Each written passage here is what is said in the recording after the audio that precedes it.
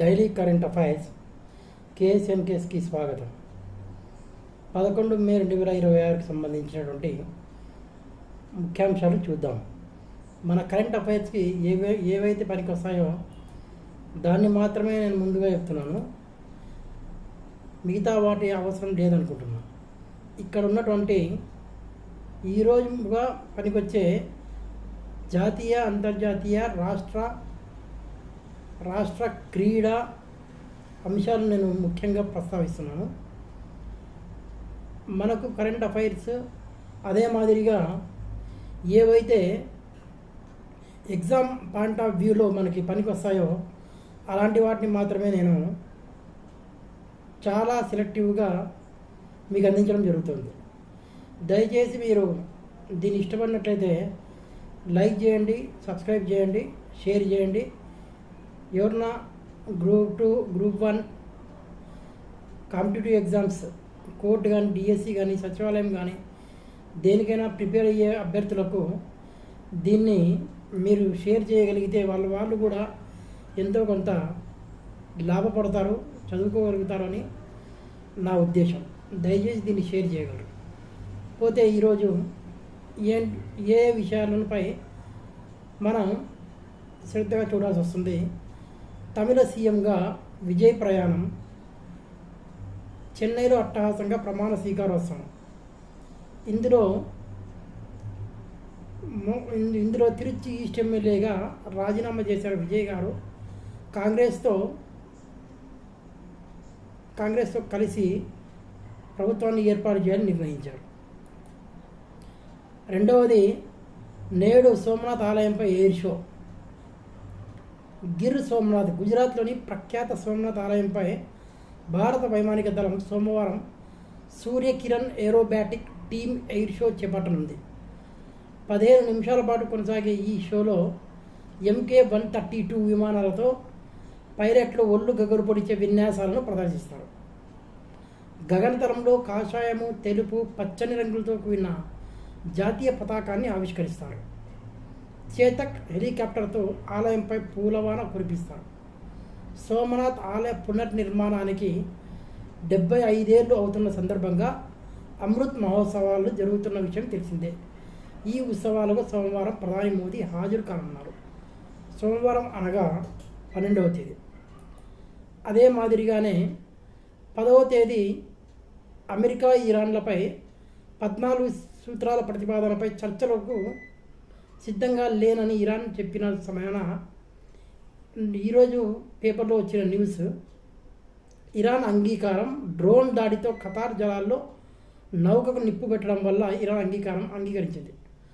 America అందజేసిన 14 సూత్రాల ప్రతిపాదనపై చర్చలకు ఇరాన్ సిద్ధమైంది.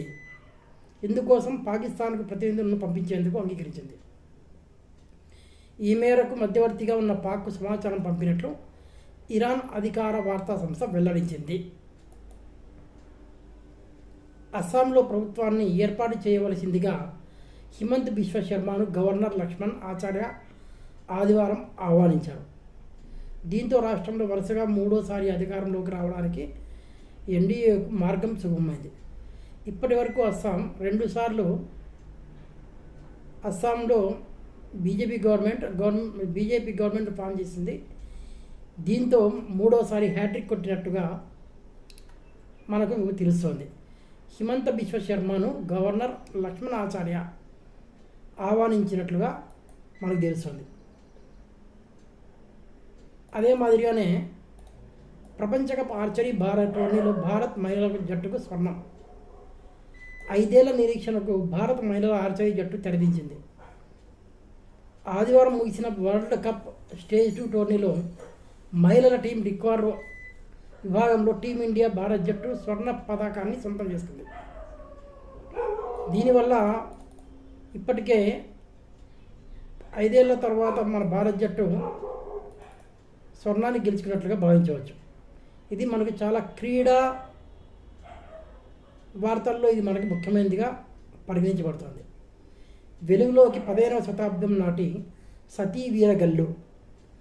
వైఎస్ఆర్ కడప జిల్లాలో బయలుపడిన విజయనగర కాలం నాటి శిల్పం.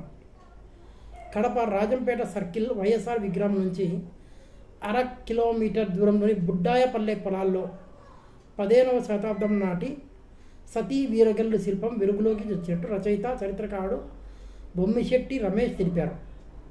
సిద్ధవట్టం ఎల్లారెడ్డి, మిడుతూరు వెన్నపూస ఓబుల్రెడ్డి అందించిన సమాచారంతో పరిశోధన చేసిన ఆయన ఈ ప్రాంతం పూర్వం ఒక వ్యూహాత్మక మార్గమని, ఇక్కడ జరిగిన స్థానిక ఘర్షణలో మరణించిన వీరుని స్మృత్యర్థం దీన్ని ప్రతిష్ఠించారని వివరించారు. ఇది మనకు ప్రాంతీయ దానిలో ప్రాంతీయ కరెంట్ అఫైర్స్ పనికి వస్తుంది. ఏడాది పాటు బంగారాన్ని కొనొద్దు అని బీజేపీ నేత అయినటువంటి నరేంద్ర మోడీ గారు వెల్లడించినట్లుగా తెలుస్తుంది. ప్రపంచవ్యాప్తంగా ఇంధన విపత్తు నెలకొంది, అందరూ పొదుపుగా వాడుకోవాలి. అదే మాదిరిగానే ఈవీ వెహికల్స్ని ఎంకరేజ్ చేస్తున్నట్లుగా చూపిస్తున్నారు. సోమనాథ్ సంస్కృతి సన్నదానం. గుజరాత్లో ఉన్నటువంటి ఈ సోమనాథ్ ఆలయానికి 11వ తేదీ అనగా ఈరోజు సోమనాథ్ ఆలయానికి మన నరేంద్ర మోడీ వెళ్తున్నట్లుగా తెలుస్తుంది. గుకేష్కు 6వ స్థానం. సూపర్ ర్యాపిడ్ బ్రిడ్జ్ చెస్ టోర్నమెంట్కు ప్రపంచ ఛాంపియన్ దొమ్మరాజు గుకేష్ 6వ స్థానంలో ముగించాడు. 4 గేమ్లలో ఓడి 3 డ్రా చేసుకుని 2 విజయాలు సాధించాడు. చివరి రాజు వెస్లీసో, వీమన్, రూడాలపై గుకేష్ నెగ్గాడు. దీంతో మొత్తం ర్యాపిడ్ బ్రిడ్జ్ కలిపి 17 పాయింట్లతో 6వ స్థానాన్ని దక్కించుకున్నాడు. ఈ టోర్నీలో హన్స్ నీమన్ టైటిల్ కైవసం చేసుకున్నాడు. అమెరికాకే చెందిన ఫాబియానో కరువానా, వెస్లీసో వరుసగా 2-3 స్థానాల్లో నిలిచారు. మన గుకేష్ గారికి 6వ స్థానం దక్కింది. ఆర్చరీ ప్రపంచ కప్లో దీపికా బృందానికి స్వర్ణం, భారత్ బంగారు గురి. ఆర్చరీ ప్రపంచ కప్ స్టేజ్ 2లో భారత మహిళల రిజర్వ్ జట్టు సంచలనం సృష్టించింది. దీపికా కుమారి సారథ్యంలోని భారత జట్టు స్వర్ణ పథకంతో అదరగొట్టిందని మనకు ఈ విధంగా తెలుస్తోంది. ఆసియా అండర్-15 బాక్సింగ్లో భారత్ హవా. ఆసియా అండర్-15 బాక్సింగ్ ఛాంపియన్షిప్స్లో భారత బాక్సర్లు సత్తా చాటుతున్నారు. ఆదివారం 6 బాక్సర్లు ఫైనల్ చేరగా 7 కాంస్య పథకాలు సాధించారు. బాలర విభాగంలో యష్ కుమార్, వసంత్ అశోక్, సమీర్ బోరా, సుదర్శన్ వాసుదేవ్, మొహమ్మద్ యాసీర్, రోనక్ పరాగ్ టైటిల్ పోరుకు అర్హత సాధించారు. షూటింగ్లో భారత్కు కాంస్యం అని చూపిస్తున్నారు. ISSF షాట్గన్ ప్రపంచ కప్లో భారత్కు కాంస్య పథకం లభించింది. కజకిస్తాన్లో జరుగుతున్న ఈ టోర్నీలో ఆదివారం ట్రాప్ మిక్స్డ్ టీం విభాగంలో నీరు థండా, వివాన్ కపూర్ జోడీ మెరిసింది. ఫైనల్లో 3వ స్థానంలో నిలిచిన నీరు నివాన్ జోడీకి కాంస్యం దక్కింది. కున్యాంగ్, వాన్ ల్యూ స్వర్ణం, సిల్వానా స్టాంకో, మ్యారో ఫిలిప్స్ దక్కించుకున్నారు. పెద్ద పులుల సంరక్షణపై workshop. International big cat alliance ఆధ్వర్యంలో పెద్ద పులుల సంరక్షణ అంశంపై హైదరాబాద్లో ఈ నెల 11-12 తేదీలో వర్క్షాప్ నిర్వహించనున్నారు. దీనికి Russia, France, Sri Lanka, Thailand, Bangladesh, Turkey దేశాల ప్రతినిధులతో పాటు హైదరాబాద్లో ఆయా దేశాల దౌత్య ప్రతినిధులు హాజరు కానున్నారు. ఇది మనకు సైన్స్ అండ్ టెక్నాలజీకి సంబంధించినటువంటి చాలా ఇంపార్టెంట్ బిట్గా మనం పరిగణించవచ్చు. తీర భద్రతా సేవల్లోకి ఆచల్. ఇండియన్ కోస్ట్ గార్డ్ నౌక ఆచల్ తీర ప్రాంత రక్షణ సేవల్లో చేరిందని కోస్ట్ గార్డ్, నేవీ వర్గాలు ఆదివారం తెలిపాయి. ఈ నౌక గోవాలో జలప్రవేశం చేసింది. రక్షణ, నిఘా, యాంటీ స్మగ్లింగ్ వంటి కార్యకలాపాలకు సమర్థంగా నిర్వహిస్తుందని పేర్కొన్నారు. కార్యక్రమంలో రక్షణ మంత్రిత్వ శాఖ అదనపు కార్యదర్శి director general Anbarasu, ICG T Sasikumar పాల్గొన్నట్టు వెల్లడించాయి.